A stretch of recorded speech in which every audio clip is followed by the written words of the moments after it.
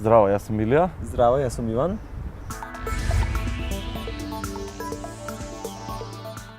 Краудфандинг, нели тоа беше кога бараш пари од некого на интернет? Реално, краудфандингот ти е за да си ја продаеш идејата. Ако имаш добра идеја, ја поставуваш и преку краудфандинг наоѓаш луѓе кои исто така би ја поддржале твојата идеја и се спремни да придонесат финансиски за ти истото да си ја оствариш. Најпрво треба да најдеш соодветната платформа која одговара за твоите потреби, за твојата идеја, да креираш многу добро видео, да спремиш маркетинг план уште пред да ја почнеш кампањата, јасно да го прикажеш во текстот која е твојата идеја, што сакаш да постигнеш и нормално да им кажеш на луѓето зашто им бараш пари. И на крајот, нели, ставаш цели кои што сакаш да ги постигнеш во текот на самата кампања. Ние ги викаме stretch goals на англиски, меѓутоа дополнителни цели во рамки на истиот проект. Океј, генерално концептот на краудфандинг се спроведува преку интернет платформи. Најголем дел од нив се интернационални и се достапни за целиот свет. Како најпопуларни досега во светот можам да ги спомнам платформата Kickstarter, Indiegogo, некои нивни гранки кои опфаќаат посебни, поспецифични сегменти, GoFundMe како алатка која користат за остварување на некои лични цели, се само дел од многуте платформи кои се користат за спроведување на краудфандинг кампањи. Сите овие проекти кои што се поставуваат на овие платформи се бесплатни.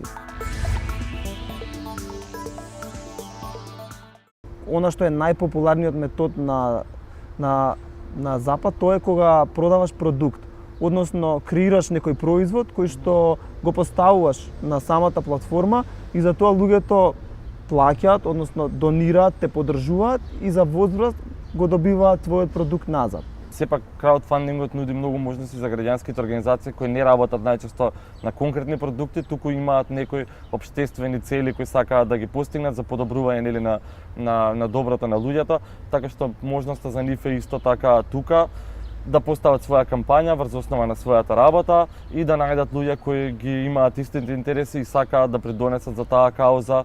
А има и уште еден трет начин, кои што се индивидуални донации. Например, јас ако сакам, ако ми требаат средства за патување, за лекување, барам од луѓето да донираат за да можам да си остварам својата цел.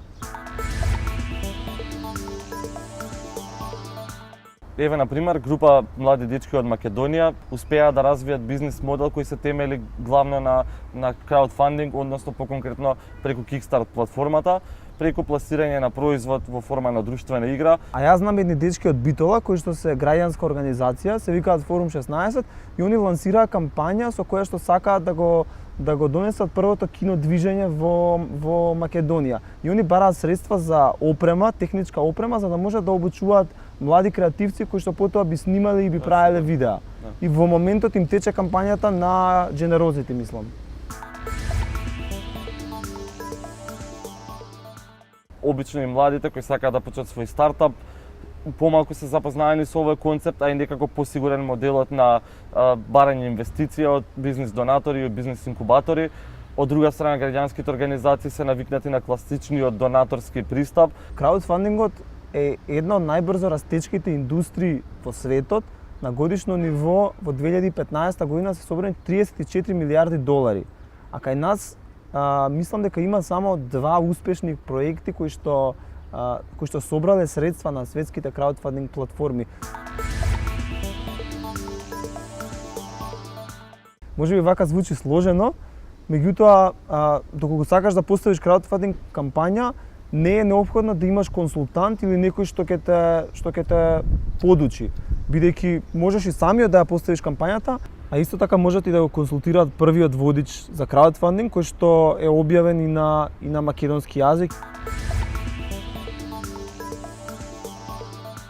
Не ме ограничува со никакви правила како да си ја презентирам својата идеја и можеш да бидеш иновативен, уникатен и креативен колку што сакаш во презентирање на идејата. Со поставување на твојот потенцијален производ како кампања на платформата, одма добиваш фидбек од оние кои се твои потенцијални купувачи.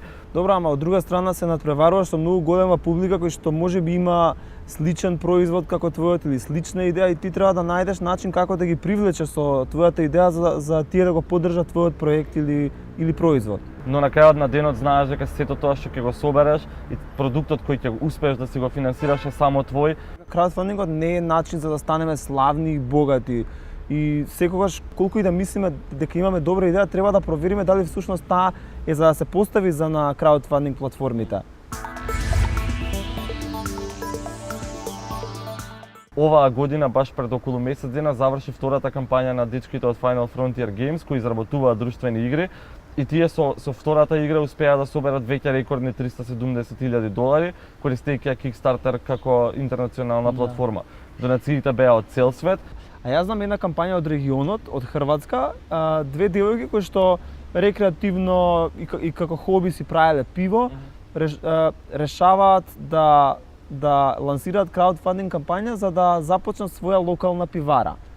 И они бара $8,000 за да си купат опрема за да прават пиво и на крај собраа $11,500 и сега успешно си го продаваат своето домашно пиво. Да, овие две кампањи се само два примера за тоа колку можности се нуди краудфандингот и што се може да направиш преку него, имајќи на ум дека целиот свет ни е пазар и секој еден човек на светот може да биде твојот финансиски поддржувач.